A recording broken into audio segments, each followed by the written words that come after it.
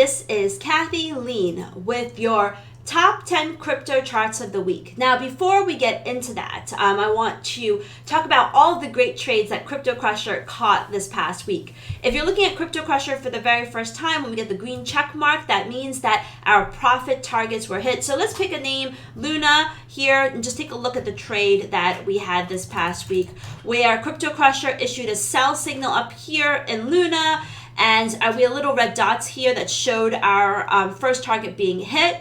And stop at that point was moved to break even. We're still looking for the second target. Same story, really nice, beautiful trade in XRP, Ripple, where we sold over here. We had the sell signal, and in this case, it did take a bit more time here. It kind of tortured us for a little bit and eventually hit our profit target at the start of the year. And then retraced a little bit, never stopped us out, came very close to the second profit target, which I hope if you were trading this, you would have taken some of those profits. But we're still in this for the second half of the position. So we had some very nice trades in Crypto Crusher. Really killed it this past week with catching those downtrends in some of the secondary names. Now, in terms of the week ahead, you may know, cryptocurrencies really got crushed and broke down from pretty much a month-long range. It had held, we're looking at Bitcoin right now, it had held this low here right underneath 46,000, about 45,000, and then it broke it. It broke it on Wednesday, and when it broke it, it just kept on going. We now have 6 straight days of losses in BTC. However, we've got pretty strong support coming in right around 40,000. I assure you there's a lot of bids at those levels. So while we may flush down there, expect, just like over here, we flushed down there and we had to bounce back up. So you may be able to put some bids there and catch a quick move to the upside. But I think, 40,000 is inevitable. And if we look at a slightly longer term chart, we'll probably pop up there. I think that may squeeze it back up to 44,000. But overall, downtrend intact in BIDI. ETH is looks worse than Bitcoin. It broke below the 200-day simple moving average. We also have the 50 moving average crossing below the 100 moving average. Bad news for ETH.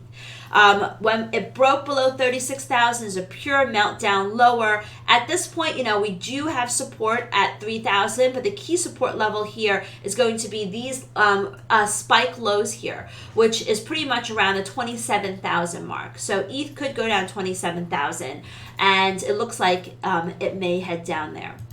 Binance doesn't look as bad.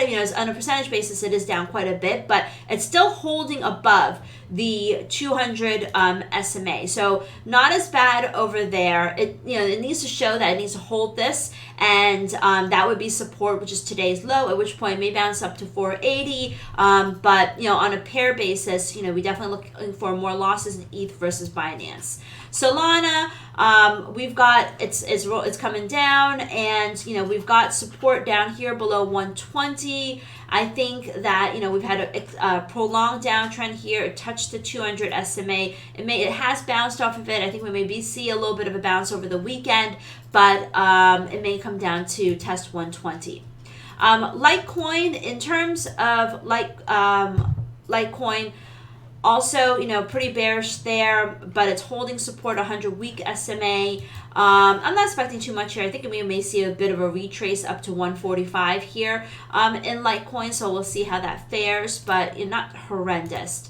Luna, also not looking as bad, holding the 50 SMA. I think that may bounce a little bit in the front of the week. Ripple, XRP, 65 cents is really the level to watch. I think we can see it 70 cents, 65 cents. I think this one, because we've got lower highs, lower highs doesn't look as good. Doge, 15 cents right now. So we're looking at support right around 14 cents. The downtrend in Doge is intact, and I think it may continue to move down towards there. Polkadot, we've got support at 24. Pretty much bearishness across the board, across the various tokens. Polkadot a little bit less so.